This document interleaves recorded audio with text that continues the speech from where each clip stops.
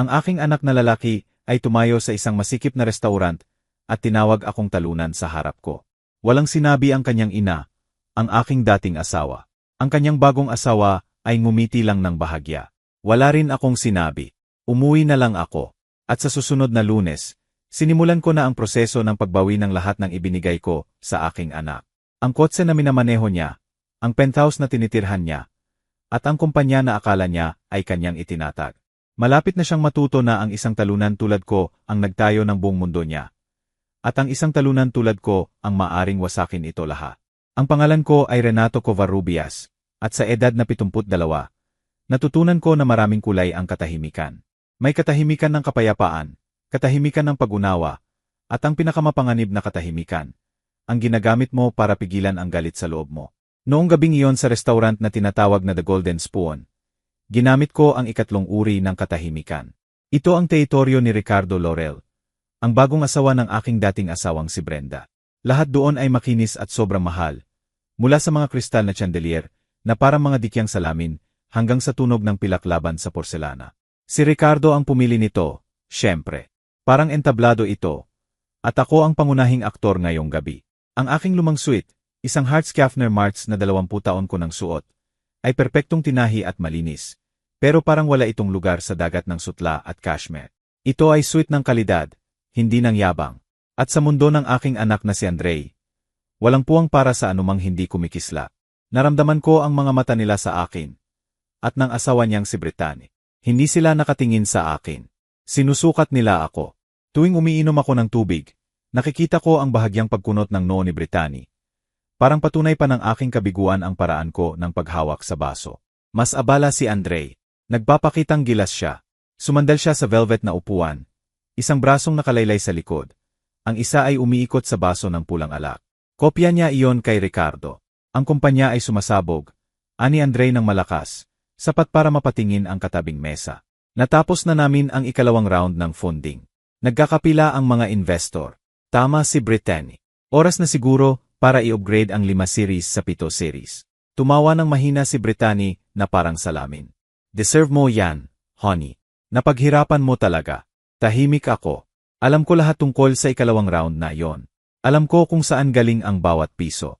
At tiyak na hindi mula sa mga investor na iniisip ni Andre. Nakaupo si Brenda, ang aking dating asawa, na may nakadikit na ngiti sa mukha.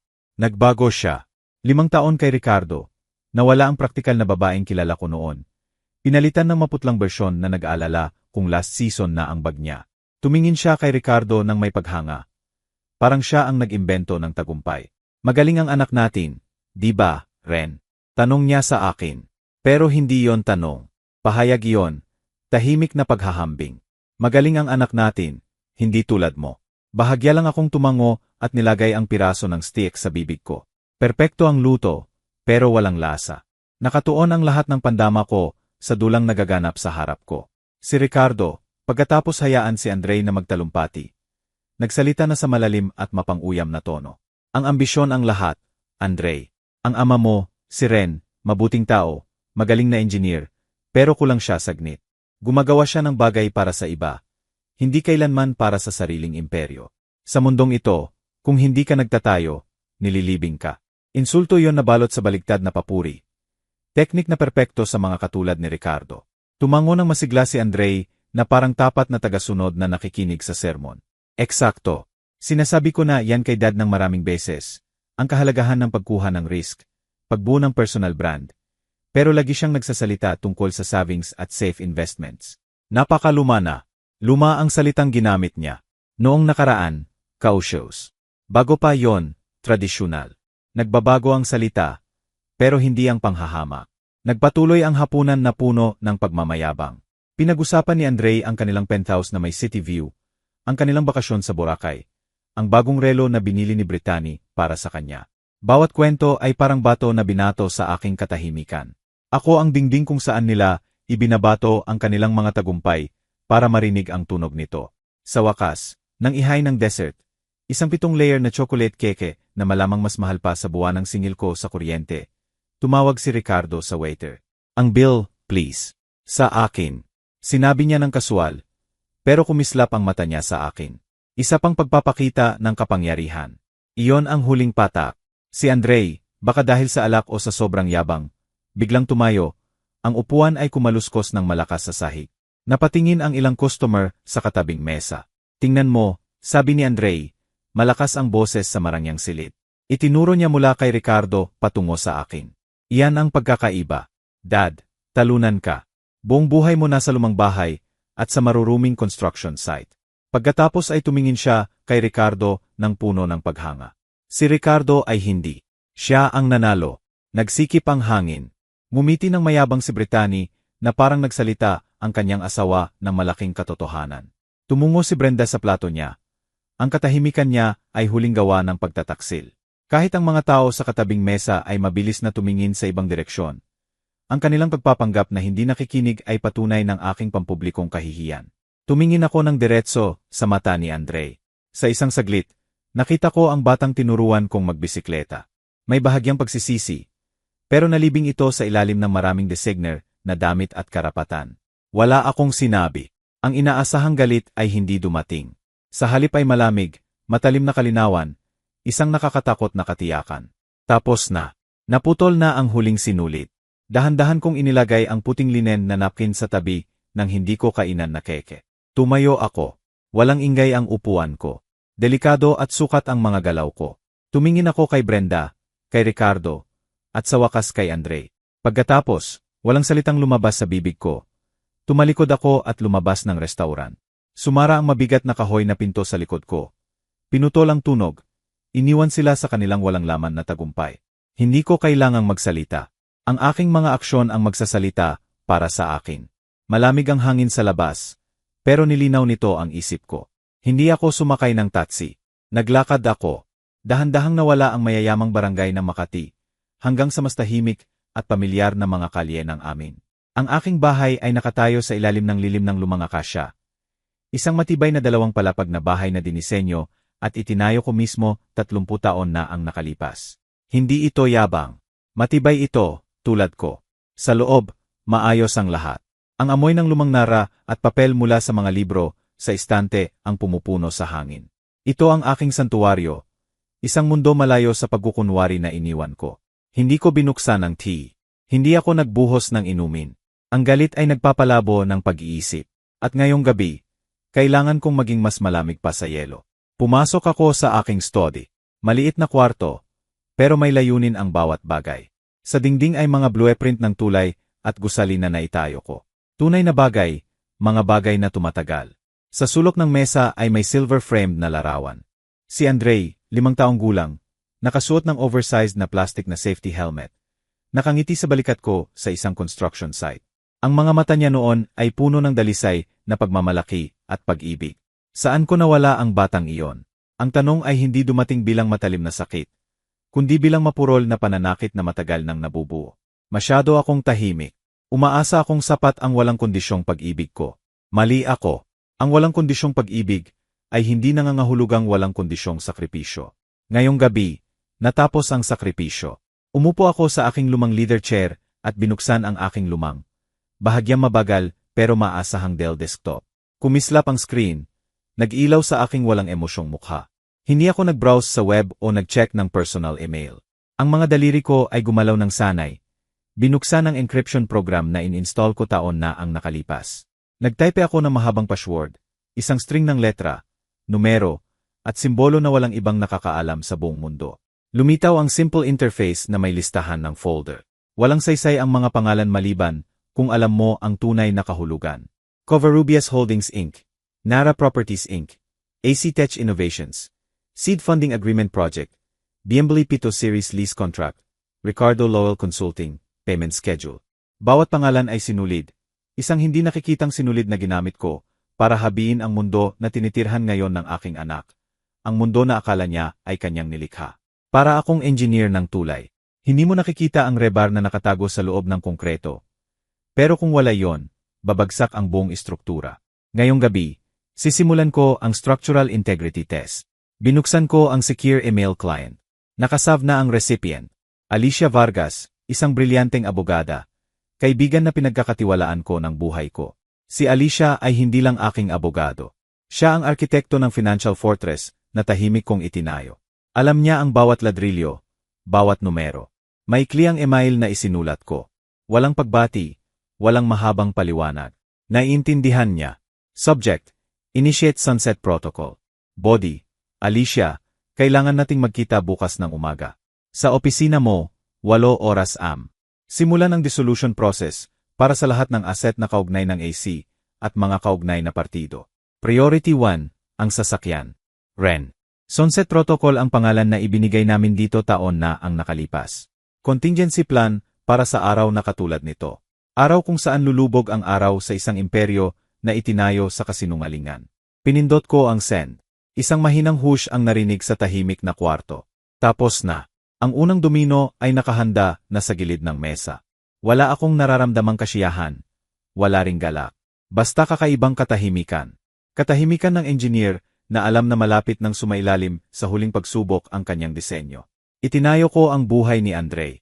Ngayon, oras na para tingnan kung kaya niyang tumayo mag-isa kapag inalis ko ang scaffolding. Ang opisina ni Alicia Vargas ay nasa ika-negatibo, 45 palapag ng isang glass tower na tanaw ang Ayala Triangle Gardens. Ganito ang amoy ng tagumpay. Pinaghalong mamahaling leader at bagong brew na kape. Pero hindi ako natatakot. Sa maraming paraan, nakatulong ako sa pagtayo nito. Binati ako ni Alicia hindi ng handshake, kundi ng pamilyar na pagod ng ngiti, habang hawak ang mabigat na ceramic mug. Morning, Ren, sabi niya, kalmado at matatag ang boses. Inihanda ko ang kape nang mabasa ko ang email mo. Itim, walang asukal. Ang paraan mo kapag seryoso. Tama siya. Sa loob ng 20 taon, higit pa kay Alicia ang aking abogada. Siya ang aking strategist, confidant, tagapag-ingat ng aking mga sekreto. Siya lang ang nakakaalam ng buong lawak ng financial fortress na itinayo ko. Tinanggap ko ang mug. Pinainit ng init ang malamig kong kamay. Salamat, Alicia. Tinuro niya ang isa sa plush leather chairs sa harap ng malaking oak desk niya. Hindi siya umupo sa likod nito sa kanyang pwesto ng kapangyarihan. Umupo siya sa katabi ko. Parang pantay kami. I'll be honest, Ren, sabi niya. Ang matalim na mata ay sinusuri ang mukha ko. Nang makita ko ang subject line, Sunset Protocol, nanlumo ang puso ko. Umaasa ako na hindi na natin ito gagamitin. Umaasa ako na matututo siya. Dahan-dahan akong uminom ng maitim, mapait na kape. Parang determinasyon ang lasa. Tumingin ako sa labas ng bintana sa malawak na lungsod sa ibaba. Lungsod na nakatulong akong hubugin gamit ang bakal at semento. Ganon din ako, sagot ko, mababa at pantay ang boses. Pero opisyal nang lumubog ang araw. Oras na para patayin ang ilaw. Tumango ng dahan-dahan si Alicia. Ang ekspresyon ay mula sa pag-aalala patungo sa matalim na tingin ng master chess player na malinaw na nakikita ang board. Siege, Ren, I walk through mo sa akin. Alam ko ang legal structures na itinayo natin. Pero kailangan kong marinig ang human part. Ano ang huling-huling straw? Tinitigan ko ang mug ng kape. Nakikita ang refleksyon ng lalaking tinawag na talunan ng anak ko. Sinabi niya ang salita, Alicia. Sinabi niya ng malakas sa publiko. Tinawag niya akong talunan at tinawag si Ricardo, ang bagong asawa ni Brenda, na nanalo. At si Brenda, na nahimik lang at hinayaan. Tumingin ako mula sa mug at sinalubong ang mata niya. Naniniwala siya rito. Tunay na naniniwala siyang kanyang nilikha ang mundo niya. Ngayon, sisimulan natin ang proseso ng pagpapakita sa kanya ng katotohanan ng pundasyon na tinatayuan niya. Sumandal si Alicia. Puro negosyo na. CJ, suriin natin ang mga asset. Simulan natin sa puso ng kanyang tinatawag na imperyo. AC Tech Innovations. Naglabas ako ng mahabang hininga. Palaging may ambisyon si Andre. Sisihin ko siya doon. Malaki ang ideya niya. Malaki ang pangarap. Gusto niyang maging susunod na Steve Jobs, ang tech mogul mula sa Metro Manila. Pero wala siyang disiplina, walang pasensya, at walang pera. Lumapit siya sa akin mga 6 na taon na ang nakalipas na may kalahating luto na proposal para sa software company. Puno ng buzzword at projection na walang basehan sa katotohanan. Alam ko kung ibibigay ko sa kanya ng direkta ang pera. Maubos niya sa 1 taon at walang matutunan. Huminto ako. Naalala ang pag-asa at kasakiman sa mata niya noon. Hindi niya gusto ang gabay ng ama. Gusto niya ng bangko. Kaya nagdesisyon akong bigyan siya ng isa. Pero hindi sa paraang inaasahan niya. Sinabi ko sa kanya na hindi ko matulungan dahil nakatali ang pera ko sa safe. Boring na retirement funds. Sobrang dismayado siya. Tinawag pa akong old-fashioned. Pinili ni Alicia ang kwento. ang legal mind niya ay pumupuno sa detalye. At iyon ang pagkakataon na lumapit ka sa akin. Nag-set up kami ng Silent Trust na may $2 milyon. Based sa Delaware para sa maximum anonymity. Pagkatapos ay gumawa kami ng Shell Venture Capital Firm, Innovate Future Group, based sa California. Nag-hire kami ng frontman, isang retired professor, para maging mukha nito. Hanggat alam ni Andre, natuklasan siya ng grupo ng forward-thinking investors mula sa West Coast na nakita ang kanyang henyo. Tumango ako. Sobrang proud niya. Lumipad siya sa San Francisco, nag-pitch ng ideya, at lumabas na maitsik. Hindi niya tinanong kung bakit napakadali. Akala niya destiny niya iyon. Hindi niya naisip kung sino talaga ang may-ari ng Innovate Future Group. At ang ownership structure ng AC Tech Innovations ay nagpapakita nito. Sabi ni Alicia habang hinila ang file sa tablet niya. 60% ng shares ay hawak ng Innovate Future Group, na buong pagmamay-ari ng iyong anonymous trust. 20% kay Andre bilang C, at ang iba pang 20% ay nakareserba para sa future employees. Kumpleto ang controlling interest mo, Ren. Hindi siya may-ari ng kumpanya. Siya ang pinakamataas na sweldo na empleyado at ang board of directors ay, sa lahat ng layunin, ikaw. Susunod, ang mga simbolo ng kanyang tagumpay. Ang kotse, sabi ko, parang abo ang lasa ng mga salita. Ang BMW Pito Series. Kailangan niya iyon. Sabi niya essential iyon para ipakita ang tagumpay sa mga kliyente at investor. Ang aking anak na dating masaya sa maayos na Ford ay ngayon naniniwala na ang German engineering ng kotse niya ay salamin ng kanyang sariling halaga. Isa pang madali, sabi ni Alicia, habang nag-swipe sa screen. Sinubukan niyang maglise sa sariling pangalan. Pero manipis ang credit niya. Kaya ang kumpanya ang naglise para sa kanya. O akala niya. Ipaliwanag, sabi ko, bagamat alam ko na ang sagot. Ang lease ay hindi sa AC Tech Innovations. Linaw niya. Ito ay sa ibang entity na ginawa natin para sa asset management. Covarrubias Holdings Inc. Iniharap natin ito kay Andre bilang third-party fleet management company na kinontrata ng AC Tech para sa executive vehicles. Pinirmahan niya ang papeles ng walang pag-alinlangan. Masaya sa bagong makintab na laruan. Malinaw sa kontrata na ang sasakyan ay para sa paggamit ng designated employee ng AC Tech. Kapag hindi na siya empleyado, hindi na niya magagamit ang kotse. Tinapos ko. Nakakairita ang irony. Ang aking holding company, pangalan na hindi niya kilala, ang nagbibigay ng karwahe para sa aking anak na nagtatawag sa akin ng talunan. Siya ay nagmamaneho ng aking kotse, binayaran ng aking pera, habang tinatawag akong kabiguan.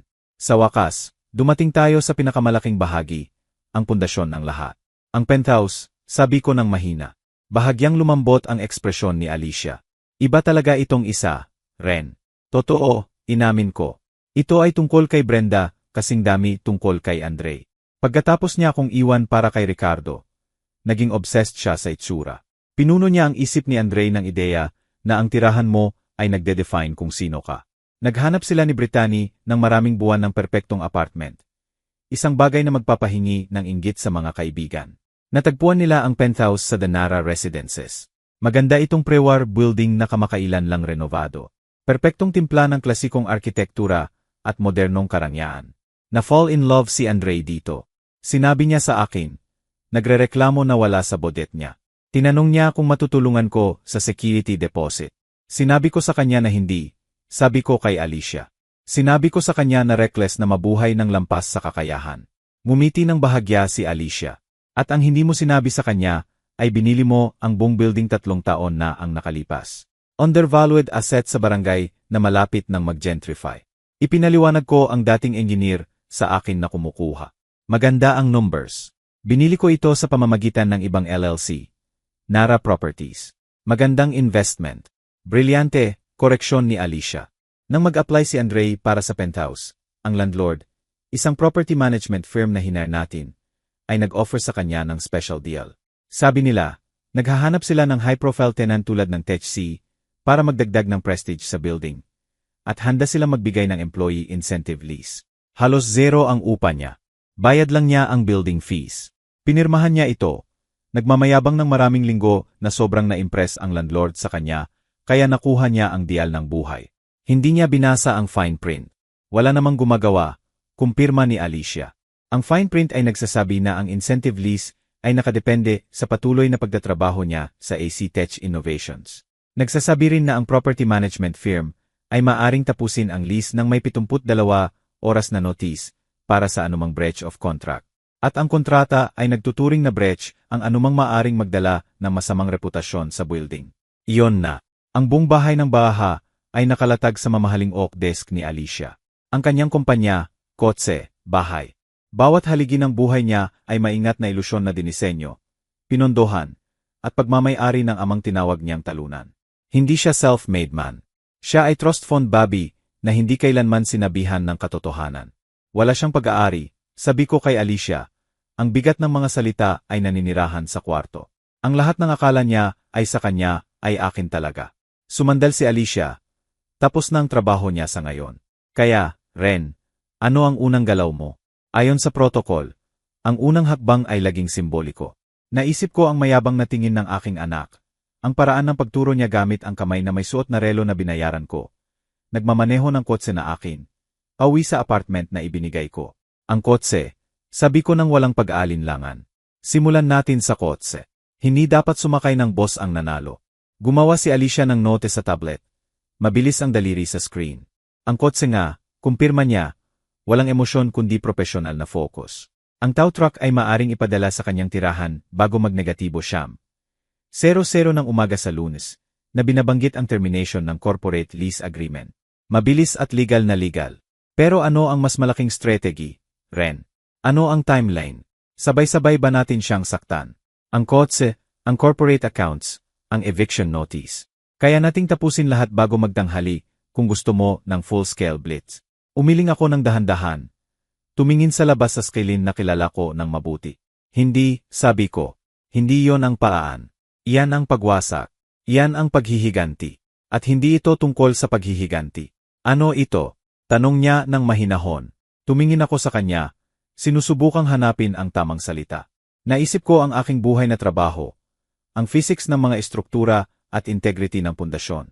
Kapag kailangan mong ibagsak ang isang gusali, Alicia, hindi mo basta binabagsak ang dinamite sa base. Masyadong magulo, hindi predictable. Nagpapadala ng shrapnel sa lahat at nasasaktan ang inosente. Iyan ay purong pagwasak. Sumandal ako.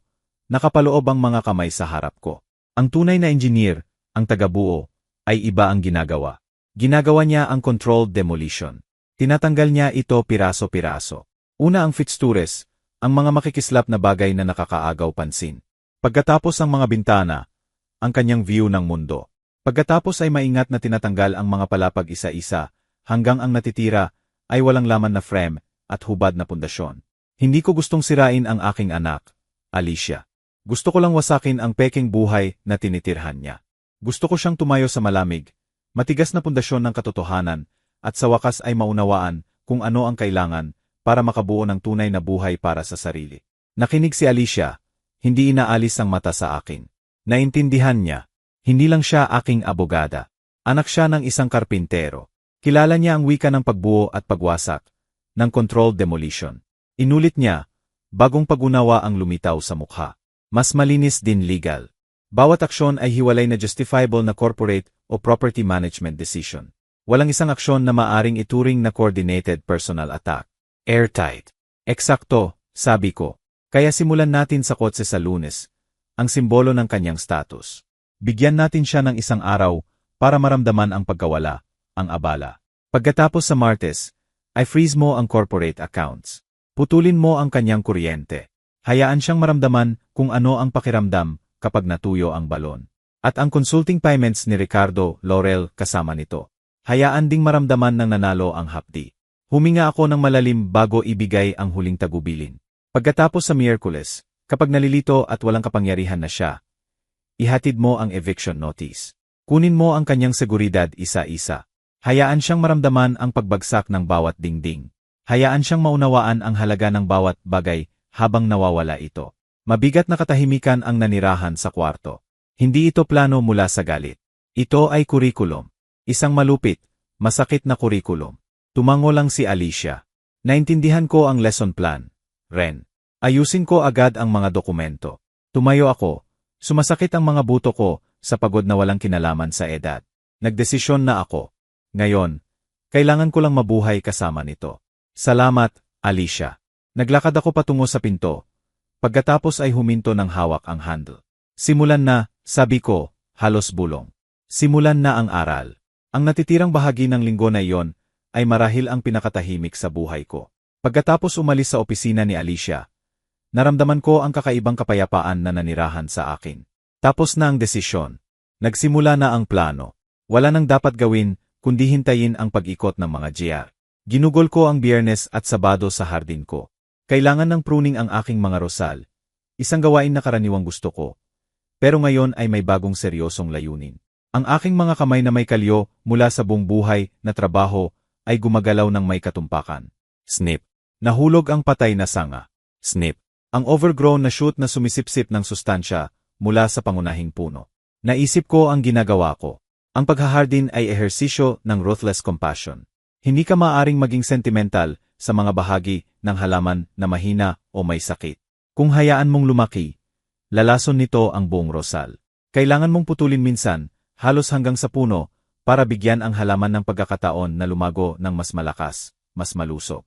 Ginagawa mo ito hindi dahil sa galit, kundi dahil gusto mong marating ng halaman ang buong potensyal. Ang aking anak ay magandang halaman na nalunod sa damo ng entitlement at yabang. Ako lang ang hardinero na gumagawa ng mahirap, pero kinakailangang trabaho. Sa hapon ng Sabado, bumilit ang cellphone ko sa maliit na kahoy na bench sa tabi ko. Kinuha ko ito. Ang pangalan ni Andre ang nakalagay sa screen. Isang linggo na ang nakalipas, lalampas ang puso ko. Sasagutin ko agad, handang tanggapin ang anumang kasual na paghamak para lang marinig ang boses niya. Ngayon, tinitigan ko lang ang pangalan niya. Pinanood ko itong mag-flash ng paulit-ulit. Isang desperadong digital na sigaw. Pagkatapos ay inilagay ko ulit ang phone nang nakaharap pababa sa bench at bumalik sa aking mga rosal. Isang oras pagkatapos, bumirit ulit. Gayon kay Brenda. Hindi ko na tiningnan. Ang katahimikan niya sa hapagkainan ay ang kanyang sagot na. Ang aking katahimikan ngayon ay akin na. Noon gabi, umupo ako sa aking lumang leather armchair. Lugar kung saan ko ginugol ang maraming oras sa pagbabasa. Hindi ako nagbabasa ng thriller o misteryo. Binabasa ko ulit ang biography ni Ulysses S. Grant. Hindi ang general, kundi ang presidente, isang lalaking tahimik, minamaliit, at patuloy na lumalaban sa korupsyon sa paligid niya. Nakita ko ang bahagi tungkol sa kanyang katatagan, ang kakayahang tumanggap ng suntok, at kritika ng hindi natitinag habang nakatuon sa mas malaking estratehikong layunin. Hindi siya yabang, matibay siya. Hindi siya nakikipag-usap tungkol sa opinyon, kundi sa resulta. Isinara ko ang libro at naisip ang salitang ginamit ni Andre, talunan. Nakikita niya ang tahimik kong buhay, ang simpleng bahay ko, ang lumang kotse ko, at nakikita niya ang lalaking natalo sa laro ng buhay. Hindi niya nakita ang mga pundasyon. Hindi niya naintindihan na ang pinakamaingay sa kwarto ay madalas ang pinakamahina. Sila ni Brenda at Ricardo ay naglalaro ng dama. Gumagawa ng malalakas at halatang galaw. Hindi nila alam na naglalaro ako ng chess. Tahimik, inilalagay ang mga piraso para sa checkmate na napagdesisyunan 1-0 galaw na ang nakalipas. Mas tahimik pa ang linggo. Dumalo ako sa misa sa parehong simbahan na pinupuntahan ko sa loob ng 40 taon. Nakinig ako sa sermon tungkol sa pananagutan at bunga. Naramdaman ko ang kalinawan, hindi pagkakasala. Pinapanagutan ko ang aking anak. Ibinibigay ko ang mga bunga na kinita niya. Pagkatapos ng misa, ginugol ko ang hapon sa workshop ko. Pinapakinis ang lumang nara. Ang rhythmic na galaw ay nagpapakalma sa kaluluwa ko. Nanatiling tahimik ang telepono sa counter ng kusina. Siguro akala nila, nagmumukmok ako. Wala silang kaalam-alam. Nang magtakip silim, umupo ako sa back porch ko. Pinapanood ang paglubog ng araw. Pinipinta ang langit ng Maynila ng kulay kahel at lila. Lumamig ang hangin. Tapos na ang weekend. Ang aking huling tahimik na weekend bago ang bagyo. Naisip ko ang pangalang ibinigay namin ni Alicia sa plano. Sunset Protocol. Bagay na bagay. Lulubog ang araw sa buhay ng aking anak gaya ng kilala niya. At bukas ng umaga, kasama ang liwanag, sisimulan ang kanyang malupit pero kinakailangang edukasyon. Wala akong kagalakan. Tanging malalim at mabigat na katiyakan. Darating ang aral. Sa katapusan ng linggo, habang ako ay tahimik na nagmumuni-muni, ang aking anak, gaya ng nalaman ko mula sa serye ng frantic voicemails at umiyak na pag-amin, ay gumugol ng kanyang oras sa ingay ng pagpupuri sa sarili. Habang ako ay nagpupruning ng rosal, siya ay nasa telepono kasama ang isa sa mga kaibigan.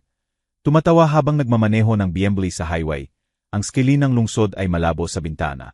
Bro, Dapat nakita mo ang mukha niya. Sa wakas sinabi ko ang totoo. Tinawag ko siyang talunan sa harap niya. Tumayo lang siya at umalis. Sobrang drama queen. Ano kayang gagawin niya? Alam mo naman, makakalimutan niya. Isang linggo lang, tatawag siya na parang walang nangyari. Nakita niya ang buong buhay kong pasensya, hindi bilang regalo, kundi bilang kahinaan. Nakita niya ang aking katahimikan, hindi bilang babala, kundi bilang pagsuko. Noon gabi, habang ako ay nagbabasa tungkol kay Presidente Grant, sina Andre at Brittany ay nasa penthouse. Nag-scroll sa website ng luxury watches sa tablet ni Brittany. Tinuro niya ang isang gintong relo na may diamond bezel. Bili ko ba to, bebe? Medyo mahal. Si Andre ay tumawa raw. Siyempre dapat. Deserve natin. Lalo na pagkatapos ng ginawa ni Dad sa hapunan. Sa totoo lang, kailangan nating itreat ang sarili natin pagkatapos ng kahihiyan na yon. Sa isip niya, siya ang biktima. Ang tahimik kong pag-alis ay isang pag-atake sa kanya. Isang sosyal na pagkakamali na kailangang i-offset ng retail therapy. Wala siyang kapasidad na makita ang sariling kalupitan. Ang mundo niya ay salamin, at ang ipinapakita lang nito ay ang sarili niyang imahe. Tinawagan pa niya si Ricardo para magpalakpakan sa kanyang matapang na performance. Si Ricardo, ang oportunista, ay nagbigay ng maraming papuri. Tama ang ginawa mo, Andre. Minsan kailangan mong maglagay ng firm boundaries sa mga galing sa ibang henerasyon. Mga hindi nakakaunawa sa mindset ng nanalo. Salamat, Ricardo. Sagot ni Andre, puno ng init na hindi niya ginamit sa akin sa loob ng maraming taon. Mabuti na may tunay na role model na matitingnan ko. Tunay na role model, isang lalaki na ang buong consulting business ay binubuo lamang ng isang bloated na kontrata sa kumpanya na pagmamay-ari ko. Nakakairita ang irony. Tinapos ni Andre ang weekend na nakatitig sa malawak na bintana ng apartment. Ang mga ilaw ng lungsod ay parang karpet ng hiyas sa ibaba niya. Nasa tuktok siya ng mundo na akala niya ay kanyang itinayo. Malamang naisip niya ako, ang matandang nasa lumang bahay, at naramdaman ang kakaibang awa na akala niya ay awa. Siguro naisip niya, babalik siya. Wala siyang ibang magagawa. Pero mali siya. May iba pa akong magagawa. May plano ako at tapos na ang paghihintay. Linggo ng gabi, alas negatibo 1-0. Tapos na ang weekend. Madilim ang bahay ko maliban sa isang lampara na nagbibigay ng mainit na liwanag sa oak desk sa studio ko. Iba na ang katahimikan sa bahay. Hindi na ito ang kalmado pagkatapos ng desisyon, kundi ang tense, elektrisidad na katahimikan bago ang bagyo. Sinindihan ang fuse noong Biyernes, at tahimik itong nasusunog buong weekend. Malapit na ito sa powder keg. Hindi ako naglalakad-lakad. Nakaupo ako sa leather armchair. Ang biography ni Grant ay nasa kandungan ko. Nakapikit ang mga mata. Nakikinig ako, naghihintay. Sa eksaktong 10 oras 1 minuto AM. Isang mahinang chime ang narinig mula sa aking lumang Dell computer. Notification ng email. Hindi ako nagmadali. Huminga ako ng malalim. Maingat na inilagay ang libro sa side table. At tumayo. Naglakad ako patungo sa desk. Ang kahoy na sahig ay bahagyang umuungal sa bigat ko. Maliwanag ang screen sa madilim na kwarto. Isang bagong email ang nakaupo sa inbox ko. Mula kay Alicia Vargas. Ang subject ay simple, update. Inilipat ko ang mouse at pinindot ito. Puti ang katawan ng email. May 6 na salita lang na nakatayo sa gitna ng screen na parang military command. Lumapit ako. Ang refleksyon ng glowing text ay nakikita sa salamin ko. Ang unang domino ay itinulak na. Kinabukasan ng Lunes, maliwanag at nakakairitang sumikat ang araw sa malalaking bintana ng penthouse. Sumasalamin sa makintab na chrome ng kanilang espresso machine. Para kay Andre, perpekto ang mundo. Tagumpay ang weekend. Sa wakas ay nailagay niya ang ama sa lugar nito. Pinatunayan na siya na ang bagong alpha ng pamilya. Mas lalo siyang nakaramdam ng kapangyarihan, habang isinusuot ang mamahaling Italian suite at iniisip ang sleek na itim na BMW 7 Series na naghihintay sa reserved parking spot sa garahe sa ibaba. Humihuni si Brittany habang nag-a-apply na makyup. May maliit na ngiti ng kasiyahan sa mukha. Sigurado ka bang hindi mo ako ipapahatid ngayon, honey? Tanong niya, tumingin sa refleksyon niya sa salamin. Pwede nating gamitin ang Benz. May spa appointment ako ng 11 oras. Tumawa si Andre habang inaayos ang necktie. Hindi na, may lunch meeting ako sa mga bagong kliyente.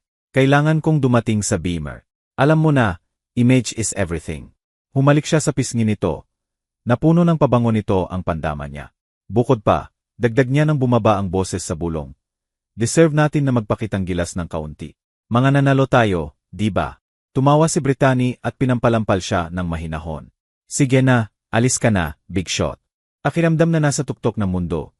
Kinuha ni Andre ang leather briefcase at naglakad patungo sa private elevator papuntang resident garage. Makinis at tahimik ang pagbaba.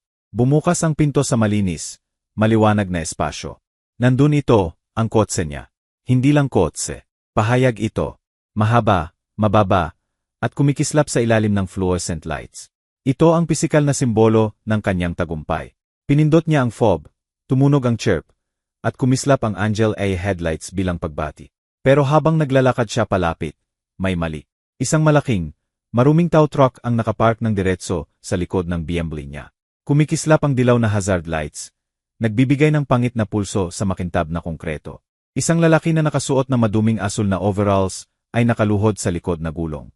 Biglang nawala ang magandang mood ni Andre, napalitan ng galit. Hoy, sigaw niya, umugong ang boses sa garahe. Anong ginagawa mo diyan? Private garage to. Hindi ka pwedeng magpark dito. Dahan-dahang tumayo ang lalaki. Pinunasan ang kamay sa basahan.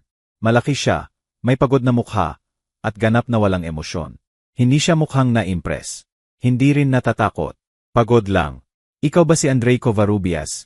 Tanong niya sa gruff, monoton na boses. Ako nga, sagot ni Andre.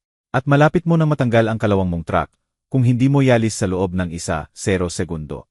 Nakaharang ka sa kotse ko. Hindi gumalaw ang lalaki. Sa halip, itinuro niya ang likod ng BMW gamit ang hinlalaki. Hindi ko hinaharangan ang kotse mo, sir. Nandito ako para kunin ito. Hindi agad na rehistro ang mga salita. Sobrang absurd, sobrang hindi bagay sa kanyang perpektong mundo, kaya tumawa siya. Maikli, hindi naniniwala. Kunin. Nagbibiro ka ba? Bayad na tong kotse. Corporate lease to. Mali ang kotse na hinahanap mo, par. Huminga lang ng malalim ang driver, na parang nasanay na sa ganitong usapan. Kinuha niya ang clipboard mula sa truck at inabot. Ang work order ay itim na BMW 7 Series. Late number 8K300 at 71, kay Mr. Andre Covarrubias. Ikaw ba yon? Namula ang mukha ni Andre sa galit. Nakakahiya ito. Ako yon. Pero may pagkakamali. Sino ang nagpadala? AC Tech Innovations. Kasi ako ang may-ari ng kumpanya, at tiyak na hindi kami nagkautang. Tinuro ng driver ang linya sa work order gamit ang maruming daliri. Hindi mula sa AC Tech, sir. Mula sa title holder, Covarrubias Holdings Inc. Tinitigan ni Andre ang pangalan. Covarrubias Holdings. Walang saysay sa kanya. Dumaan ang alon ng ginhawa. Sa kamuling galit. Nakita mo, hindi ko kilala yang kumpanya na yan. Clerical error yan. Alisin mo ang truck mo bago ko tawagin ang security at ipaaresto ka sa trespassing. Umiling ang driver. May bahagyang awa sa mata. Sir, may legal na repossession order ako. Kung may problema ka, tawagan mo ang leasing company. Tumalikod siya at sinimulang ikabit ang mabigat na chain sa ilalim ng BMW. Ang tunog ng metal laban sa metal ay parang pisikal na suntok. Hoy, tanggalin mo ang kamay mo sa kotse ko. Sigaw ni Andre, pumipiyok ang boses sa galit. Kinuha niya ang cellphone. Nanginginig ang kamay kaya hirap buksan. Hinanap niya ang number ng leasing company at pinindot. Magiging lete na si Brittany sa spa. Lete na siya sa meeting. Sa kuna ito. Pagkatapos ng mahabang automated menu, sumagot ang kalmadong babaeng boses. Premier Executive Leasing. Si Sarah ito. Paano ko matutulungan? Ako si Andre Covarrubias. Sabi niya sa nakakagat ng ngipin. May malaking pagkakamali kayo. Nagpadala kayo ng tow truck para kunin ang kotse ko. BMW 7 Series. Tawagan niyo agad at itigil. Sandaling katahimikan. Puno lamang ng mabilis na pagtype. Nakikita ko ang account mo, Mr. Covarrubias. Sabi ni Sarah, magalang pero walang tulong. BMW 7 Series. Mukhang inisyu ang repossession order kaninang 8:05 Alam ko na inisyu. Sinisigaw ko sa'yo, pagkakamali yan. Halos sumigaw na siya. Binaba na ng driver ang lift. Handa nang iangat ang harap na gulong ng kotse niya. Wala akong nakikitang pagkakamali sa system. Sir, patuloy ni Sarah. Hindi nagbabago ang tono. Ang lease agreement ay tinapos ng may-ari ng sasakyan, Covarrubias Holdings Inc. Hindi ko kilala ang Covarrubias Holdings, sigaw niya. Sa kumpanya ko, AC Tech Innovations, ang lease. Nakikita ko na ang AC Tech Innovations ang authorized user. Sir, sabi niya ng kalmado. Pero ang Covarrubias Holdings Inc. ang legal owner at lessor. Bilang may-ari, May karapatan silang tapusin ang lease anumang oras ayon sa Section 4, Paragraph B ng agreement ninyo. Kami lang ang administrators. Umikot ang isip niya. Walang saysay. Naramdaman niya ang pagkahilo. Baliw ito. I-connect mo ako sa Covarrubias Holdings. Lilinisin ko to. Pasensya, sir, sabi ni Sarah, at sa unang pagkakataon ay may finality sa boses. Wala kaming public contact number para sa entity na yon. Lahat ng komunikasyon ay sa pamamagitan ng legal representatives nila. Natupad na namin ang obligasyon namin. Sarado na ang kaso sa aming panig. Sarado. Hindi pa tapos. Nakataas na ang harap na gulong ng BMW. Ang kotse, simbolo ng kapangyarihan at tagumpay, ay nakabitin doon, walang magawa at parang kaawa-awa. May tutulong pa ba ako sa iyo ngayon? Marco Covarrubias. Tanong ni Sarah na parang nag-aalok ng freeze sa order. Walang salitang mailabas niya. Ang kawalan ng hustisya ay sumasakal sa kanya. Narinig niya ang click at namatay ang linya. Binabaan siya. Tumingin siya mula sa phone. Mukha na puno ng hindi naniniwala at walang magawang galit. Nasa loob na ng truck ang driver. Sinimulang i-start ang makina. Umugong ang malakas na diesel engine. Nilunod ang lahat ng tunog. Naiwan si Andre doon sa libong suite at makintab na Italian shores. Ganap na walang kapangyarihan. Pinanood niya habang dahan-dahang hinila ng truck ang kotse mula sa parking spot. Pinanood niya habang hinila ito paatras pataas sa ramp. Ang likod na gulong ay humahagod ng mahina sa konkreto. Pinanood niya habang hinila ang simbolo ng kanyang buong pagkatao mula sa private garage patungo sa malupit na liwanag ng araw. Nawawala na magpakailanman sa buhay niya. Kumislap ang dilaw na ilaw ng huli bago lumiko ang truck. At pagkatapos ay katahimikan na lang. Naiwan siyang mag-isa sa garahe na may bakanteng parking space at mahinang amoy ng diesel. Ang unang haligi ng mundo niya ay malupit na hinila. Kung ang pagkawala ng kotse noong Lunes ay ang unang lindol, ang pangunahing lindol ay nakatakda sa Martes ng umaga. Ang ikalawang domino ay hindi tungkol sa status. Tungkol ito sa kapangyarihan. Tungkol sa pera. Ginugol ko ang umaga ng payapa sa pagbabasa sa porch. Pero alam ko na sa kabilang parte ng lungsod, sistematikong winawasak ang mundo ng aking anak. Simula sa pinakapublikong kahihiyan, dumating si Andre sa makintab na glass tower na tirahan ng opisina niya, halos 1 oras na huli. Gulat at galit siya, napilitang sumakay ng 500 na Uber sa rush hour. Determinado siyang ipakita ang kalmadong kontrol sa mga empleyado, na walang mali. Una niyang pinuntahan ang Artisan Coffee Shop sa lobby ng building, lugar kung saan regular siya at kilala. Lagi niyang ginagawa ito, bumibili ng kape at pastry para sa executive team. Parang hari na nagbibigay ng pabor sa korte. Naglakad siya sa counter. Nagdaan sa pila ng may pagwawaksi. Morning, Chlo, sabi niya sa barista. Ang usual para sa team. 6 na large latte, 4 na cappuccino, at 1 box ng pinakamahusay ninyong pastry. Ilagay sa AC Tech account. Inabot niya ang sleek black corporate credit card. Walang spending limit. Simbolo ng absolute authority niya. Ngumiti ang barista at pinindot ang card. Sandali lang, nawala ang ngiti. May awkward na beep mula sa machine. Pasensya, Marco Covarrubias, sabi niya, medyo malakas sa biglang tahimik na cave. Decline po. Tinitigan ni Andre na parang nagsalita sa ibang wika. Ano? Impossible. Subukan ulit. Siguro sira ang machine nyo. Subukan ulit. Parehong beep, parehong mukha ng paumanhin. Declined, ulit niya. Nagsimulang tumingin ang mga tao sa likod niya. Na-interrupt ang morning routine nila na maliit na drama. Naramdaman niya ang mga mata sa kanya. Siya, si Andre Covarrubias, ang tech wonder kid, hindi makabili ng kape para sa team. Namula ang mukha niya ng malalim. Ridiculous to, bulong niya, kinuha ang card. Siguro problema sa network ng bank. Naghalughog siya sa personal wallet. Desperadong subukang isave ang mukha. Kinuha niya ang kaunting cash na dala. Binagsak sa counter. Eto, panatilihin ang sukli. Tumalikod siya at lumabas ng coffee shop.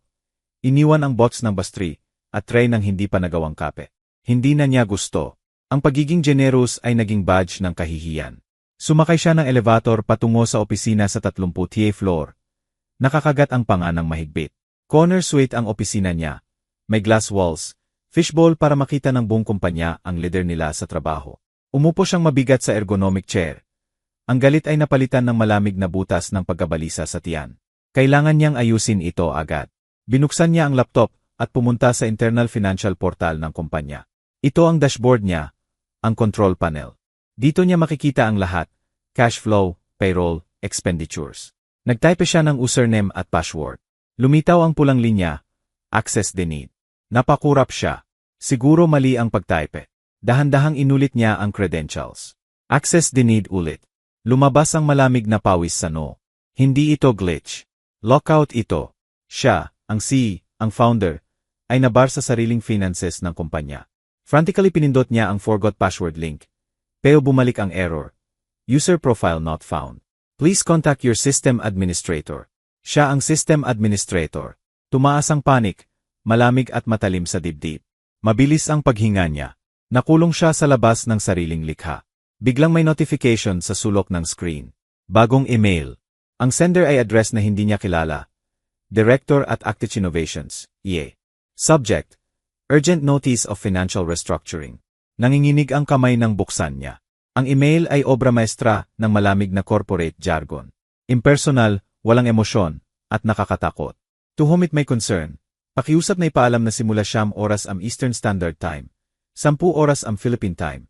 Ang majority shareholders ng Actich Innovations ay nagumpisa ng comprehensive corporate restructuring. Sa ilalim ng direktiba na ito, lahat ng executive-level access sa financial accounts, corporate credit lines, at expenditure authorizations ay pansamantalang sinuspindi habang isinasagawa ang full audit at review. Lahat ng non-essential spending, kabilang ang vendor contracts at consulting fees, ay frozen na agad. Karagdagang instructions ay ibibigay sa tamang oras. Signed, the Office of the Directorate, Majority Shareholders. Ang pariralang iyon ay umugong sa ulo niya. Sino sila? Akala niya palagi ang California EC firm ay silent partners. Masaya na hayaan siyang magpatakbo hanggat maganda ang numbers. Mali siya. Hindi sila silent, at ngayon ay inalis nila ang lahat ng kapangyarihan niya nang walang tawag man lang. Habang nakatitig siya sa screen, lumiliit ang mundo niya sa 4 na glass wall ng opisina. Tumunog ang cellphone. Nakalagay ang pangalan ni Ricardo. Sandali niyang naisip na huwag sagutin. Pero masyadong malakas ang ugali na humingi ng approval sa mentor. Sinagot niya, sinusubukang panatilihing matatag ang boses. Ricardo. Hey! Ang boses sa kabilang linya ay hindi ang makinis. Confident na puro ng nanalo na kilala niya. Mataas, stressed, puno ng hilaw na panic. Andre, ano bang nangyayari? Ang monthly consulting fee ko, hindi pumasok. Hindi pa ito late. May mga bayarin ako, Andre. Ang mortgage sa Lucky House, ang hulog sa bagong kotse ni Brenda. Lahat automated. Naramdaman ni Andre na bumagsak ang sahig sa ilalim niya. Ang consulting fees, ang email, lahat konektado. Hindi ko alam, Ricardo. Sabi niya, lasang asido ang kasinungalingan. Mukhang may technical issues sa banking system dito. Technical issues, sigaw ni Ricardo, pumipiyok ang boses. Ang buong business ko, ang tanging business ko, ay ang kontrata sa'yo. Sinabi mo sa akin na long-term, secure partnership ito. Sinabi mong nasa kontrol ka. Ayusin mo to, Andre. Ayusin mo agad. Ang lalaking tinawag niyang nanalo, ang role model na pinupuri niya ilang araw lang na ang nakalipas, ay parang takot na bata. Si Andre, na sanay humingi ng gabay sa lalaking ito, ay ngayon ay sinisigawan para sa sagot na wala siya. Sinusubukan ko, Ricardo, sabi niya, mahina ang boses. Tinitingnan ko. Tinitingnan ay hindi sapat, sigaw ni Ricardo. Nasa linya ang reputasyon ko. Nagtatanong si Brenda. Ano ang sasabihin ko sa kanya? Na ang brilyanteng anak niya ay hindi maayos ang payroll ng sariling kumpanya. Natapos ang tawag ng ibaba ni Ricardo ng galit. Iniwan si Andre sa ringing silence. Siya ay hari na biglang natuklasan na ang kastilyo niya ay gawa sa buhangin. Wala na siyang status, wala ng kapangyarihan, at ang tanging lalaking hinangaan niya ay inilantad bilang marupok na umaasa sa kanya. Sumandal siya at inilagay ang ulo sa mga kamay. Ang makintab na lungsod ng Metro Manila ay nakikita sa glass walls. Isang mundo na biglang parang milyong milya ang layo. Ang ikalawang haligi ay hindi lang inalis, pinulbos ito. At nakatayo siya sa alikabok. Ang Miyerkules ay ang araw na hihilahin ang huling pundasyon mula sa ilalim niya. Habang ako ay tahimik na nag-sketch ng bagong disenyo para sa community library, ang ikatlo at huling yugto ng edukasyon ng aking anak ay isinasagawa.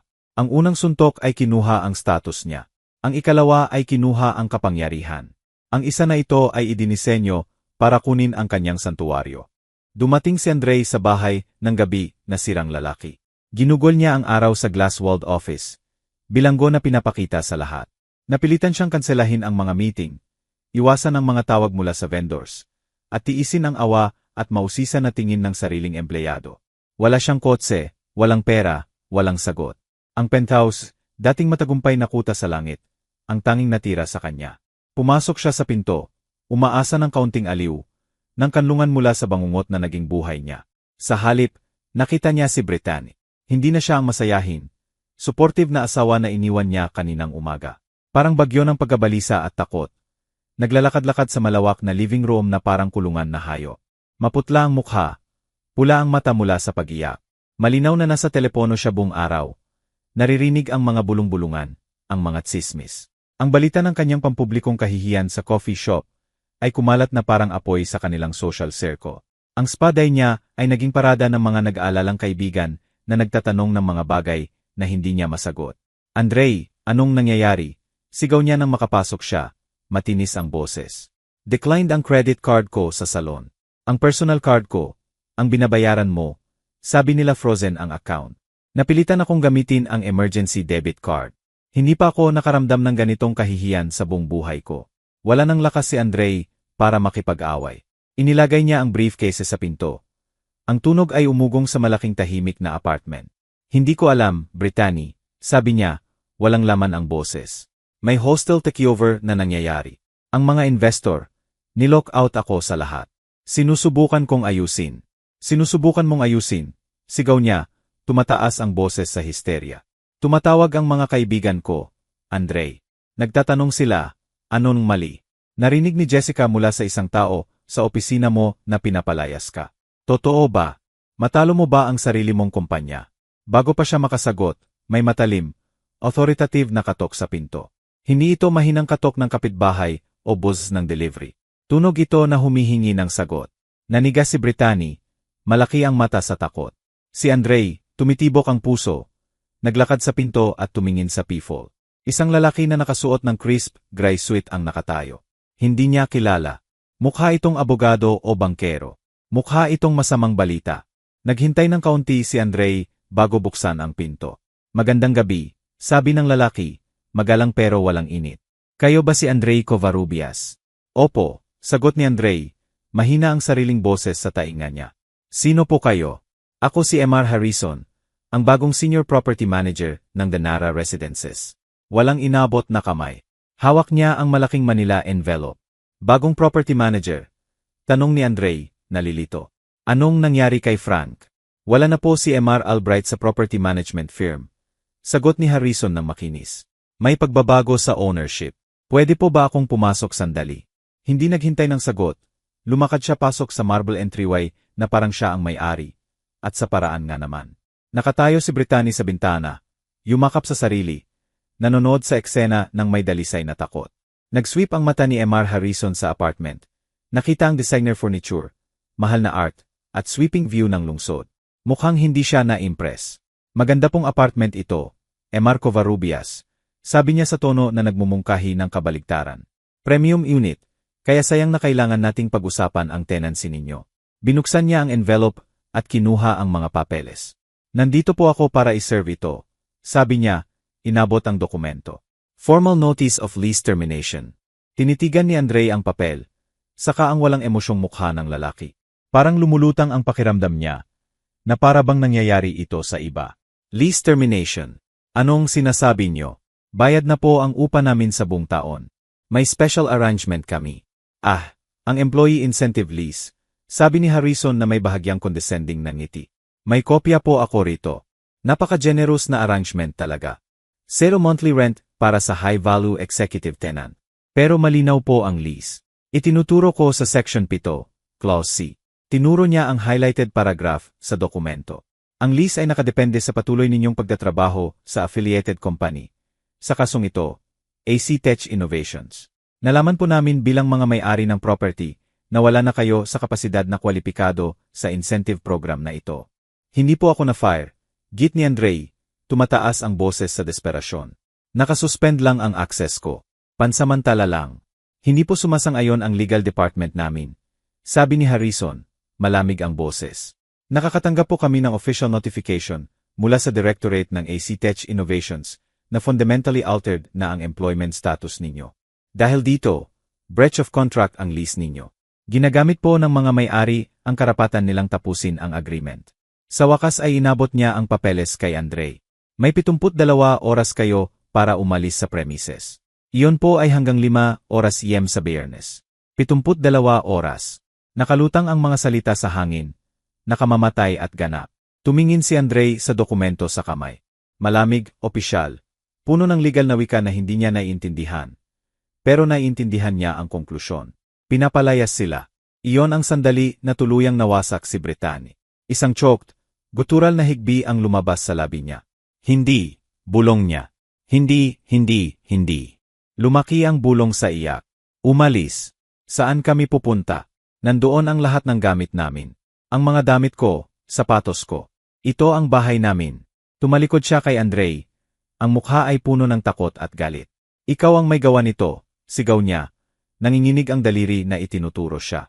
Ikaw at ang yabang mo, ang tanga mong away sa ama mo. Sinira mo ang lahat. Brittany, itigil mo, pakiusap ni Andre. Pero nalunod ang mga salita sa histerya niya. Itigil. Hindi ko ititigil. Iniwan ko ang career ko para sa'yo. Lumipat ako sa apartment na to para sa'yo.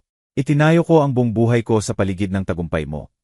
At itinapon mo lahat dahil hindi ka lang makapagpakababa bilang anak. Ano ang sasabihin ng mga magulang ko? Ano ang sasabihin ko sa mga kaibigan na wala kaming tirahan? Pinanood ni Emar Harrison ang domestic drama nang may detached na interest na parang scientist na nag-o-observe ng insekto. Tapos na po ang trabaho ko rito. Sabi niya, tumalikod para umalis. Maaring magrekomenda kami ng moving crew kung kailangan ninyo. Pakiusap na alisin lahat ng personal belongings bago ang deadline. Ang mga may iwan ay ituturing na abandoned at i-dispose. Magandang gabi po. Lumabas siya, mahinang sinara ang pinto. Iniwan sila sa guho ng maganda, pero walang laman na buhay. Ang katahimikan pagkatapos ng iyak ni Brittany ay mas nakakatakot kaysa sa sigawan. Nakaupo si Andre, hawak ang eviction notice. Nag-scan ng mata sa dokumento, naghahanap ng loophole, pagkakamali, anumang bagay. At nakita niya ito. Sa ibaba ng pahina, sa ilalim ng signature ni Emar Harrison, ay maliit na print. This notice is served on behalf of the legal property owners, Nara Properties Inc. Nara Properties, isa pang pangalan na hindi niya kilala. Isa pang hindi nakikitang puwersa na kumokontrol sa buhay niya. Kotse na kinuha ng Covarrubias Holdings. Kumpanya na inagaw ng anonymous shareholders. Bahay na kinuha ng Nara Properties. Coordinated attack ito. Hindi ito malas o hostile takeover. Personal ito. Sa sandaling iyon ng ganap na kawalan ng pag-asa, habang nakatayo siya sa bahay na hindi na niya pag-aari kasama ang asawang ngayon ay kinamumuhian siya. Naalisan ng kotse at pera. Ang buong buhay ng sama ng loob at pagdanggi ay nagkaisa sa isang nag-aapoy na punto ng gali. Isa lang ang maaring nasa likod nito. Isang taong tahimik, matalino, at ngayon niya napagtanto na sapat ang kawalang-awang mag-orchestrate ng ganitong buong paggawasak. Ang taong itinuring niyang talunan. Nanginginig ang kamay nang kunin niya ang cellphone mula sa bulsa. Hindi niya naisip ang sasabihin. Lampas na siya sa pag-iisip. Siya ay hayop na nasukol at sisigaw sa kanyang kaaway. Hinanap niya ang number na hindi niya tinawagan sa loob ng mahigit 1 linggo at pinindot ang dial. Isang ring, 2. Pagkatapos ay narinig niya ang kalmado, pamilyar na boses sa kabilang linya. Hello! Ang tunog ng boses ng ama niya, matatag at hindi naabala, ay nagwasak sa huling kontrol niya. Ikaw, bulong ni Andre sa telepono, puno ng lason ang boses. Ikaw ang gumawa nito. Lahat. Ang kotse, ang kumpanya, ang apartment. Ikaw, di ba? Hindi tanong iyon. Akusasyon iyon. Narinig niya ang mahabang katahimikan sa kabilang linya. Parehong katahimikan mula sa restaurant. Parehong mula sa weekend. Pero ngayon, hindi na ito katahimikan ng kahinaan. Ito ay katahimikan ng ganap na kapangyarihan. Nang magsalita ako, mahina pero mabigat ang boses na parang martilyo. Andre, sabi ko, sa tingin ko oras na para mag-usap tayo. Dumating siya wala pang kalahating oras. Narinig ko ang tunog ng murang Uber na humihinto. Yung may rattling engine at driver na malakas ang boses sa telepono. Malayo ito sa silent electric purr ng BMW niya. Hindi ako lumapit sa pinto. Naghintay lang ako sa study. Parehong kwarto kung saan ko inilunsad ang protocol na sistematikong nagbura ng buhay niya. Naririnig ko ang doorbell na frantic. Walang pasensya na pagtulak. Hinayaan ko itong tumunog ulit bago gamitin ang intercom sa desk. Bukas ang pinto, Andre. Pumunta ka sa study. Pumasok siyang parang bagyo. Hindi bilang confident na kundi bilang galit na batang nasukol. Kulubot ang mamahaling suit, maluwag ang necktie, maputla at pawisan ang mukha sa desperasyon. Tumayo siya sa pintuan ng maliit kong study. Mabilis ang dibdib. Ang mata ay naghahanap ng mga nakatagong pinggan ng kanyang paggawasak. Tinitigan niya ang lumang oak desk, ang mga istante na puno ng libro tungkol sa engineering at history, ang framed blueprints sa dingding. Sa unang pagkakataon sa buhay niya, nakikita niya ang kwartong ito hindi bilang dusty, boring na hobby space ng ama, kundi bilang tunay na command center. Nakaupo ako sa lumang leather chair sa likod ng desk. Hindi ako tumayo. Hindi ako nagtaas ng boses. Pinanood ko lang siya. Nakapaloob ng kalmado ang mga kamay sa ibabaw ng desk. Sa kwartong ito, sa aking teritoryo, ako ang may kapangyarihan. Makapal at mabigat ang katahimikan. Hinayaan ko itong lumutang. Pinipilit siya ang mag-break. Paano mo nagawa? Sumabog siya sa wakas. Rugged na galit at hindi naniniwala ang boses. Paano mo nagawa ito sa akin? Sa sarili mong anak, sa pamilya mo. Sinira mo ang lahat. Lahat ng pinaghirapan ko. Ang pariralang pinaghirapan ko ay sobrang absurd. Sobrang layo sa katotohanan na halos tumawa ako. Pero hindi ito oras ng tawa. Oras ito ng malamig, matigas na aral. Tinitigan ko ang lalaking nakatayo sa harap ko. Ang manchild na itinayo ang buong pagkatao sa pundasyon ng aking pera at sariling kasinungalingan. Hindi pa siya suplikan. Masyado pa siyang proud, masyadong galit. Hindi siya pumunta para mag-sorry. Pumunta siya para ipilit na ayusin ko ang mundo na sinira niya. Hinayaan ko ang mga salita niyang mag-echo at mamatay sa tahimik na kwarto. Hindi ko sinagot ang mga akusasyon. Hindi ako sumali sa drama. Tinuro ko lang ang simple wooden chair sa harap ng desk ko. Umupo ka, Andrei, sabi ko. Mahina pero may authority na hindi pa niya narinig sa akin. Tapos na ang sigawan. Nasabi mo na ang say mo. Ngayon, oras mo na makinig. Umupo siya. Hindi nawala ang galit sa mukha. Pero halo na ito ng nalilito, takot na pag-aalala. Mukha itong lalaki na nararamdaman na malapit nang bumagsak ang lupa sa ilalim niya. Pero hindi alam kung bakit. Hindi ko binigyan ng oras para magtipon ng iniisip o gumawa ng bagong akusasyon. Iniliko ko lang ang malaking monitor sa desk para harapin siya. Walang laman ang screen maliban sa isang folder sa gitna na may label na The Foundation. Sinabi mo na pinaghirapan mo ang lahat ng mayroon ka. Simula ko, kalmado at matatag ang boses na parang kamay ng surveyor. Magandang sentimiento iyan. Kaya suriin natin ang trabaho mo. Simulan natin sa pinakamalaking tagumpay mo. AC Tech Innovations. Pinindot ko ang folder. Lumitaw ang seye ng legal documents na maayos na inayos. Naalala mo ba 6 na taon na ang nakalipas nang i-pitch mo ang ideya mo sa venture capitalists sa California, ang Innovate Future Group? Tumango siya ng dahan-dahan. May bahagyang dating pride sa mata. Nakita nila ang potential ko. Naniniwala sila sa vision ko. Totoo, sang-ayon ko, dahil inutusan ko sila. Pinindot ko ang dokumento na may title na Innovate Future Group Incorporation. Malinaw ang Articles of Incorporation. Tinuro ko ang bahagi na naglilista ng primary shareholder. Ang Innovate Future Group ay Shell Corporation, Andrei. Ginawa ito ng abogado ko, si Alicia Vargas, para sa tanging layunin na pundohan ang kumpanya mo. At tulad ng nakikita mo, buong pagmamay-ari ito ng anonymous trust na base sa Delaware. Nanliit ang mata niya, nagpupumilit na maintindihan. Trust. Anong trust? Binuksan ko ang susunod na file. Covarrubias Family Trust Declaration. Ang pangalan ko ang nakalista bilang sole grantor at trustee. Ang pangalan niya ay nakalista bilang potential beneficiary. Pero walang controlling rights. Ang trust na ito, sabi ko ng mahina. Ang trust ko, hindi ko basta ibinigay sa iyo ang pera.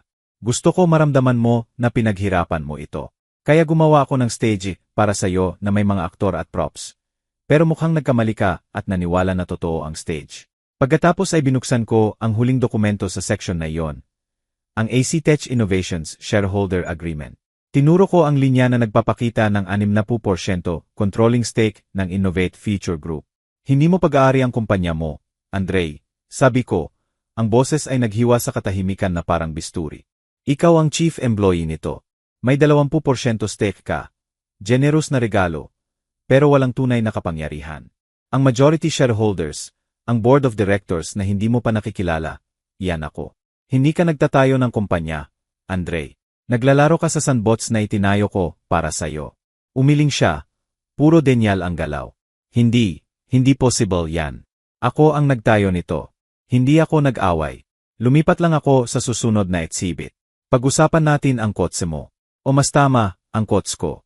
Isinara ko ang company folder at binuksan ang bago na may label na Assets. Lumitaw ang lease agreement ng BMW Pito Series sa screen. Sinabi mo na kailangan mo ito para ipakita ang tagumpay. Isang marangal na layunin. Pero hindi sapat ang personal credit mo. Di ba? Kaya ang kumpanya ang nag-lease para sa'yo. Corporate expense yon. Sabi niya ng mahina, sumasagap sa dayami. Hindi eksakto, koreksyon ko. Ang lease, tulad ng nakikita mo, ay hindi sa AC Tech. Sa ibang kumpanya ito. I-highlight ko ang pangalan sa itaas ng kontrata. Covarrubias Holdings Inc., isa pang kumpanya ko. Authorized user ka at employee perk. Hindi mo pinaghirapan ang kotse na yan, Andre. Pinayagan ka lang magmaneho nito. At nang hindi nabagay ang pag-ugali mo sa perk na yon, binawi ang pahintulot. Simple lang. Parang sinuntok siya. Ang simbolo ng status niya, ang mismong makina na nagpapahayag ng pagiging nanalo niya, ay basta hand-me-down mula sa amang kanyang hinama. Binuksan niya ang bibig para magsalita. Pero walang lumabas na salita. Hindi ako tumigil.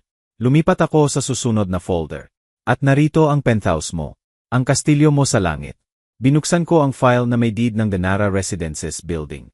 Malinaw ang owner, Nara Properties Inc. Pagkatapos ay dinala ko ang incorporation papers ng LLC na yon. Muli, pangalan ko lang ang nakalista. Sinabi mo sa akin tungkol sa apartment na yon. Sabi ko, bahagyang lumambot ang boses, isang calculated move para mas lumalim ang suntok. Sinabi mong perpekto ito, pero lampas sa budget mo. Tama ka, lampas nga sa budget mo. Sa katunayan, walang makakaupa sa unit na yon. Pero ang lease, sabi niya, nanginginig. Ang employee incentive lease. Wala namang ganun, sabi ko ng diretso. Kwento lang yon, istorya na ginawa ng property management firm na para sa akin, para maramdaman mong espesyal ka. Ang totoo ay mas simple. Binili ko ang buong building 3 taon na ang nakalipas bilang investment. Hindi ka high-profile tenant. Anak ka na nakatira ng libre sa bahay ko. Hindi ka resident, Andre. Bisita ka, at hindi na welcome ang pag-ugali mo. Nawala ang dugo sa mukha niya. Nakatitig siya sa screen sa hindi may kakailang black and white na pruweba ng buong peking buhay niya. Bawat haligi na ginamit niya para i-define ang sarili, kumpanya, kotse, bahay, ay ilusyon na nilikha ko. Tumingin siya sa akin. Malaki ang mata sa dumarating na horror. Nawala ang galit, napalitan ng mas masahol. Ganap na kahihiyan. Pero hindi pa tapos. May isang piraso pa. Ang keystone na humahawak sa buong bulok na arko. Tinawag mo akong talunan. Sabi ko, bumaba ang boses halos bulong. At tinawag mo si Ricardo Laurel na nanalo. Tumingin ka sa kanya. Tinawag mo siyang role model. Pag-usapan natin ang role model mo. Binuksan ko ang huling folder. May label lang na consulting. Sa loob ay isang dokumento lang. Kontrata sa pagitan ng AC Tech Innovations at Ricardo Laurel Consulting. Nag-scroll ako sa payment schedule. Recurring monthly payment ng 2.5 milyon. Si Ricardo ay business consultant. Ipinaliwanag ko. At ang consultant ay nangangailangan ng kliyente. Nagtaka ka ba kung bakit hindi niya pinag-usapan ang ibang kliyente? Bakit ang tanging business niya ay pagbibigay ng payo sa'yo? Tinitigan ni Andre ang mga numero sa screen. Kilala niya ito. Siya ang nag-authorize ng mga bayad. Ang 2.5 milyon monthly fee. Iyon lang ang kita niya. Ang kumpanya mo ang tanging kliyente niya, Andre. At dahil ang kumpanya mo ay buong pinupunduhan ng pera ko, hinayaan kong lumutang ang pangungusap. Hinayaan siyang ikonekta ang huling nakakapinsalang mga tuldok. Lumaki ang mata niya. Parang sinuntok siya. Talagang napaatras siya sa upuan. Ang nanalo na hinangaan mo ng husto. Patuloy ko, kalmado at eksakto ang boses. Ang lalaking iniwan ng nanay mo para sa kanya. Ang lalaking nakatira sa malaking bahay, nagmamaneho ng magarang kotse, at nangangaral sa akin tungkol sa ambisyon. Ang buong lifestyle niya ay pinopondohan ko. Binabayaran ko ang mortgage niya. Binabayaran ko ang bagong kotse ng nanay mo. Ang pera ay dumadaloy mula sa trust ko, sa pamamagitan ng kumpanya mo, diretso sa bulsa niya. Ang nanalo na pinili ng nanay mo ay nasa payroll ng talunan na iniwan niya. Iyon na. Iyon ang huling suntok. Gumawa siya ng maliit na choking sound. Ang buong gusali ng buhay niya, tagumpay, bayani at kontrabida, pagkatao, ay bumagsak sa katahimikan ng maliit, malikabok na kwarto. Sa wakas ay naintindihan niya. Hindi siya manlalaro sa laro. Hindi siya piraso sa board. Siya ay bola lang na ipinapasapasa, at hindi niya alam iyon. Sumandal ako sa upuan at isinara ang laptop. Tapos na ang presentation. Hindi ko kinuha ang kahit ano mula sa'yo, Andre. Sabi ko, ngayon ay mahinahon ang boses. Tapos na ang aral. Binawi ko lang ang akin. Kailangang maingat na pamahalaan ng talunan ang assets niya. Alam mo ba? Ngayon, sa unang pagkakataon sa adult life mo, may pagkakataon ka ng maging tunay na nanalo, lahat sa sarili mo. Tumayo ako at lumabas ng kwarto. Iniwan siyang mag-isa sa guho. Tinitigan ko ang aking anak. Tunay na tinitigan sa unang pagkakataon sa loob ng maraming taon. Wala na ang arrogant si. Wala na ang batang may sama ng loob. Ang natira ay siyang lalaki na nakaupo sa simple wooden chair sa malikabok na lumang study.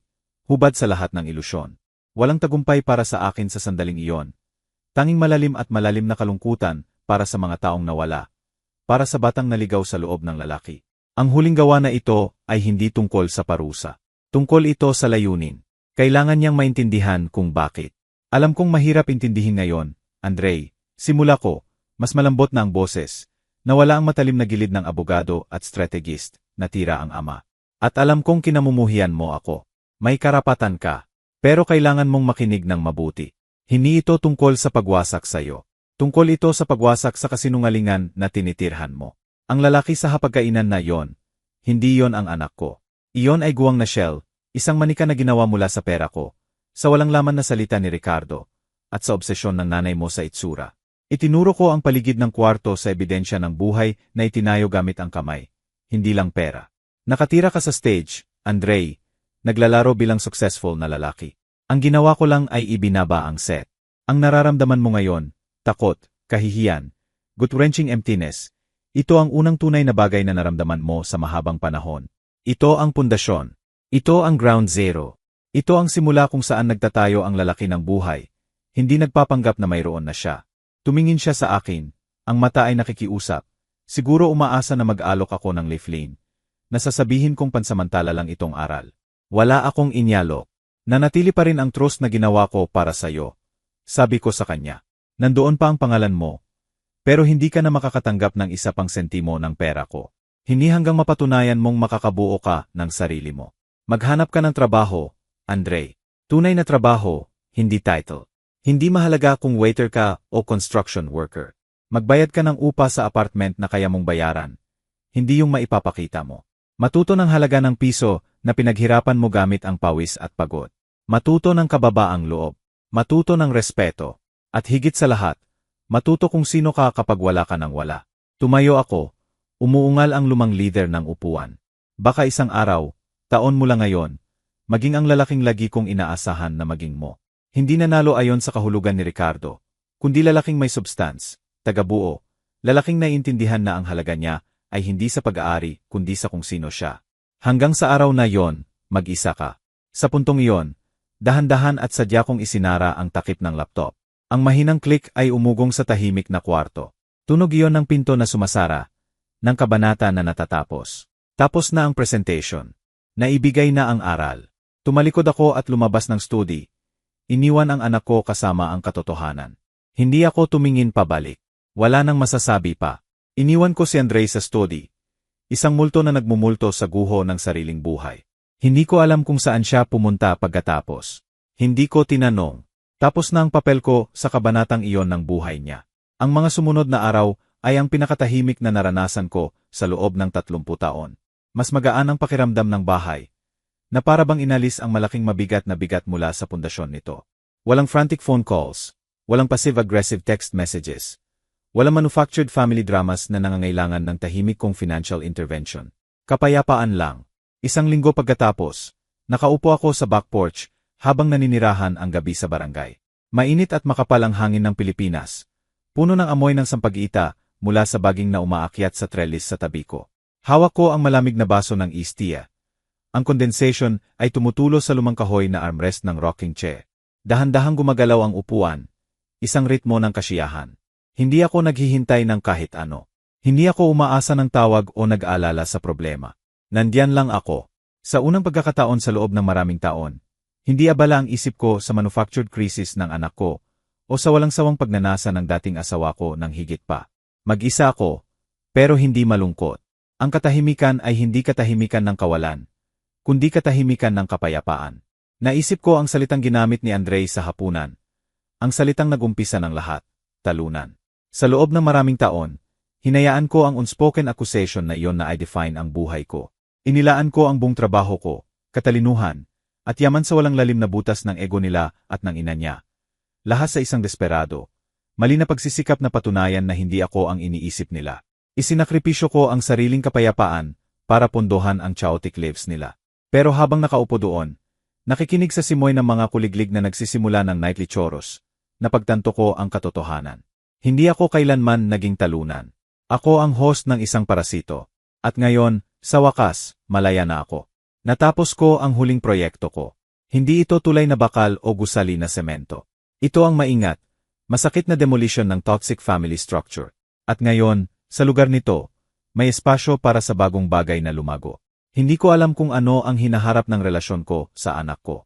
Pero alam ko na ang sarili kong hinaharap ay sa wakas ay akin na. Biglang tumunog ang cellphone ko sa maliit na mesa sa tabi ko. Parang paglabag sa bagong kapayapaan. Tiningnan ko ang screen. Si Brenda. Halos hindi ko sinagot. Wala na akong masasabi sa kanya. Pero may bahagi sa akin. Marahil lingyaring curiosity, ang gustong makita ang huling yugto ng dulang ito. Hinayaan ko itong tumunog ng ilang beses. Maliit na pagpapahayag ng bagong boundaries bago ko kunin. Pinindot ko ang buton at inilagay sa tainga. Pero hindi ako nagsalita. Sandali, narinig ko lang ang mabilis, frantic na paghinga. Pagkatapos ay dumating ang boses niya. Isang baha ng hilaw, walang filter na panic. Hindi na ito ang poised, condescending na babae mula sa restaurant. Ito ang desperadong sigaw ng taong nasusunog ang mundo.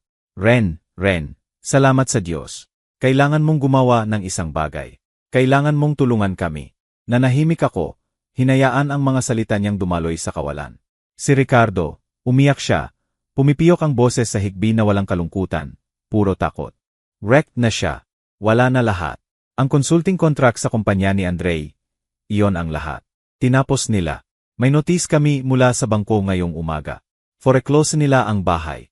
Ang laki house, Ren, kinukuha nila ang bahay namin. Nakinig ako, walang pagbabago ang ekspresyon. Dahan-dahan akong uminom ng iced tea. At ang kots ko, ang Mercedes.